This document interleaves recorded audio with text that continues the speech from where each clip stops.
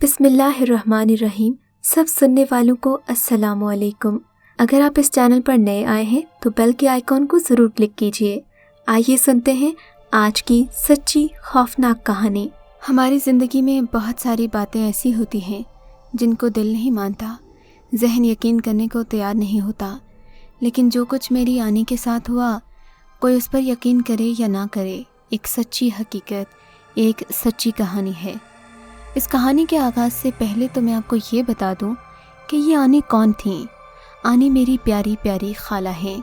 میری امی کے 4 بھائی تھے، صرف ایک بہن۔ بھائیوں میں میری امی سب سے بڑی اور آنی سب سے چھوٹی تھیں۔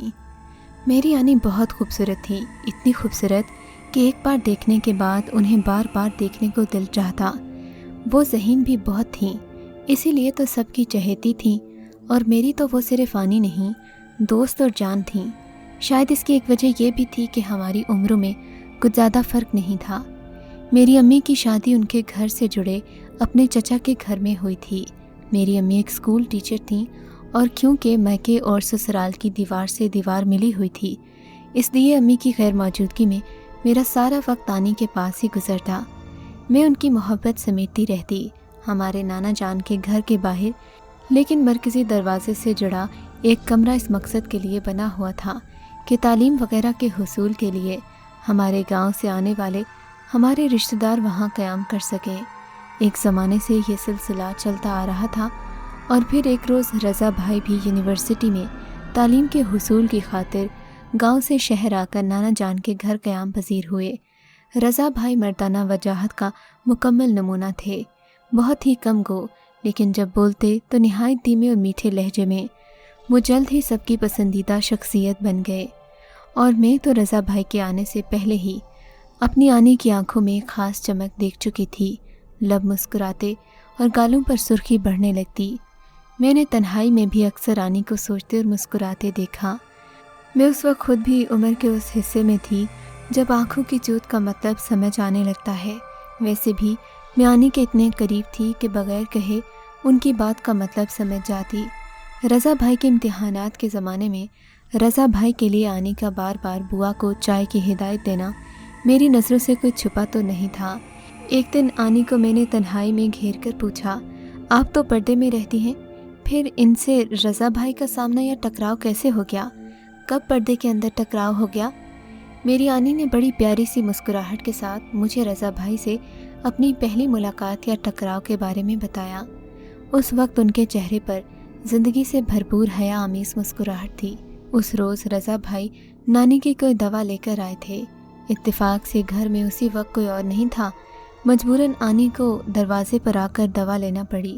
بس وہی لمحہ تھا جب آنی کے پھول جیسے دل پر رضا بھائی کی محبت والی شبنم کا پہلا قطرہ موتی کی صورت میں گرا۔ رضا بھائی کے امتحانات وغیرہ کا سلسلہ ختم ہوا تو وہ اپنے گھر لوٹ گئے۔ ان کے جاتے ہی میری آنی کی مسکراہٹ ماندھ اور آنکھوں کی چوٹ جیسے بجھ سی گئی۔ مگر یہ کیا، 4-6 دن بعد اچانک رضا بھائی کے والدین میری آنی کا رشتہ مانگنے آ گئے۔ یہ بات بڑی عجیب تھی۔ میری خوشی کا کوئی ٹھکانہ نہیں تھا۔ میں آنی کو بار بار پیار کرتی، رضا بھائی کا نام لے لے کر ستاتی، وہ بس مارے شرم کے لال ہوتی رہتی۔ اس رشتے میں کوئی رکاوٹ نہیں تھی، ہفتہ 10 روز میں ہی طے ہو گیا۔ سب آنی کی قسمت پر رش کر رہے تھے، آنی خود بھی اپنی قسمت پر بہت نازاں تھیں۔ عید کے 4 روز بعد شادی کی تاریخ مقرر کی گئی اور اس کی شادی کی تیاریاں شروع ہو گئیں۔ وہ ایک معمول کی رات تھی۔ میں اپنے کمرے میں سو رہی تھی کہ اچانک مجھے لگا اس کمرے میں کسی کی آواز آ رہی ہے۔ میں ہڑبڑا کر اٹھ گئی تو مجھے اپنے کانوں میں ایک واضح سرگوشی محسوس ہوئی۔ سنو! میں نے پلٹ کر دیکھا، آگے کوئی نہیں تھا۔ مارے ڈر کے میں اپنے بستر میں ہی سمٹ گئی۔ تبھی آواز دوبارہ آئی، اپنی آنی سے کہہ دو اس رشتے سے انکار کر دے، میرے ہوتے ہوئے اس کی کسی اور سے شادی نہیں ہو سکتی، اور اگر ایسا ہوا تو اس کے فوراً بعد ہی میں ہڑبڑا کر اٹھ بیٹھی۔ میں نے خود کو ٹٹولا، ادھر ادھر دیکھا، مگر وہاں کوئی نہیں تھا۔ یہ ایک بھاری مردانہ آواز تھی جو میں نے اس سے پہلے نہیں سنی تھی۔ میں ڈر گئی۔ کبھی مجھے لگتا کہ یہ خواب تھا، لیکن پھر اگلے ہی لمحے اس آواز کی گونج میرے کانوں میں سنائی دیتی۔ خیر، میں نے اس بات کا ذکر آنی سے نہیں کیا कि कहीं वो वहम में न पड़ जाएं। वो नानी के घर की आखिरी शादी थी, सो बहुत धूमधाम से उसकी तैयारी हो रही थी। फिर इंतज़ार ख़त्म हुआ। खुशी का वो दिन भी आ गया जब रज़ा भाई दूल्हा और मेरी आनी दुल्हन बनी। यकीन करें, वो चांद सूरज की जोड़ी थी। जो देख रहा था आशाश कर रहा था। सब कुछ बहुत ही शानदार अंदाज में हुआ। यहाँ तक कि रुखसती से पहले दूध पिलाई की रस्म का वक्त आ गया। फिर मालूम नहीं इस हसीन जोड़ी को किसकी नज़र लग गई। दूध का पहला घोंट पीते ही रज़ा भाई को ऐसा लगा जैसे गले में फंदा लग गया हो। उनका हाल बुरा हो गया। हर तरफ भगदड़ मच गई। हम सभी परेशान हो गए। उन्हें फौरी तौर पर अस्पताल ले जाया गया। मेरी आनी रो रही थी और उनको रोता छोड़कर बगैर दूल्हा के ही उन्हें ससुराल रुखसत होना पड़ा। रज़ा भाई अस्पताल में थे। आनी ने वो रात हिचकियों में गुजार दी थी। हालांकि इस दिन इंसान की ख्वाहिश होती है कि वो अपने जीवन साथी से जी भरकर दिल की बात करे, लेकिन इन्हें ये रात नसीब न हो सकी। वो एक अजीब मौमा था। रज़ा भाई जब अस्पताल से फारिग होकर सुबह घर पहुँचे तो उन्हें एक अजीब बीमारी लग गई थी। ये वो तकलीफ दे बीमारी थी जिसने इनकी ज़िंदगी को अजाब बनाकर रख दिया। रज़ा भाई को बार बार हिचकी आती और ये हिचकियाँ इस कदर ज़्यादा होती कि वो बात भी ना कर सकते थे। उनकी तकलीफ़ में इजाफ़ा होता चला गया। रफ्ता रफ्ता सभी उनके इलाज से मायूस हो गए। मेरी आनी दिन रात उनकी खिदमत में लगी रहती। हालत ऐसी हो गई जैसे उनका सब कुछ ख़त्म हो गया हो। हर वक्त उनके लबों पर चुप लगी रहती। दिल की बात कभी ज़ुबान पर नहीं आई। उनकी वीरान आंखों को देखकर मैं तड़प जाती। आनी, खुदा के लिए कुछ तो बोलिए, मैं हाथ जोड़ जोड़ कर कहती। मगर आनी की आंखों में एक अजीब सी पुरस्रारियत होती। नूर, मैंने ऐसा क्या गुनाह किया कि मुझे इसकी इतनी बड़ी सज़ा मिली? ये कहकर वो फूट फूट कर रोने लगी। हर गुज़रते दिन और रात के साथ मेरी आनी ने रज़ा भाई के इलाज की हर मुमकिन कोशिश कर ली। डॉक्टर, हकीम, पीर फ़कीर, आलिम सब कुछ कर लिया, मगर उनकी हालत बिगड़ती जा रही थी। हर तरफ से मायूस होकर आनी ने जो हिम्मत हारी तो उनके ससुराल वालों ने इन दोनों मियाँ बीवी को ऊपर के पोर्शन में शिफ्ट कर दिया। मैंने अपनी फूल सी आनी को पत्थर बनने ही तो देखा था। वक्त का काम है गुज़रना, सो गुज़र गया। अपने घर और ख़ानदान में बेशुमार अच्छी तब्दीलियाँ, बुरी तब्दीलियाँ, गम और खुशी के दौरान मेरी भी शादी हो गई और मैं घर से ही नहीं शहर से भी दूर पिया के देश सिधा गई। इन दिनों में खासे अरसे बाद मेरा अपने मैके जाने का प्रोग्राम बना, सो मैं बहुत खुश थी। सबसे मिलने की खुशी में वक्त काटना बहुत मुश्किल हो रहा था। जिस रोज़ मेरी रवानगी होना थी, मेरा टिकट और फ़्लाइट सब कुछ कंफर्म हो गया। फ़ोन की बल बजी। ये कॉल मेरे घर से आई थी। मुझे बताया गया कि आनी ने खुदकुशी कर ली। ये खबर सुनकर मैं साकित हो गई। रिसीवर मेरे हाथ से छूट गया। मेरे शौहर फ़ौरन ही भागकर मेरे करीब आए और मुझे संभाला।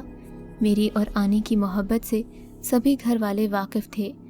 उनकी खुदकुशी की खबर से सब परेशान हो गए, मगर मैं ना तो रोई ना चिल्लाई। मुझे बस एक चुप सी लग गई। मैं तो बस लफ्ज़ खुदकुशी और आनी में गटमट होता देख रही थी। मैं घर से ये दुआ करती एयरपोर्ट पर रवाना हुई कि आनी का आखिरी दीदार हो जाए। अल्लाह का शुक्र कि मैंने उनका आखिरी दीदार कर लिया।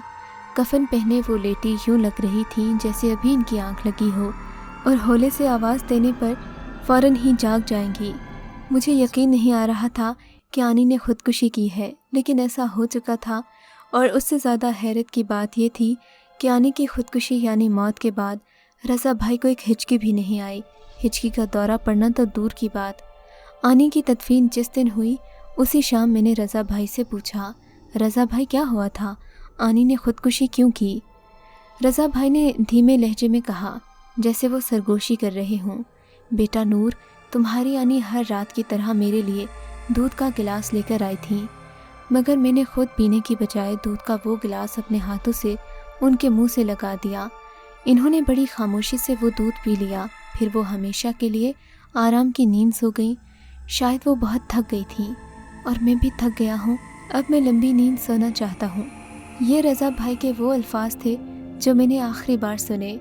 दूसरी सुबह वो जागे नहीं। इन्होंने मेरी आनी के पास जाने का सफ़र इख्तियार किया।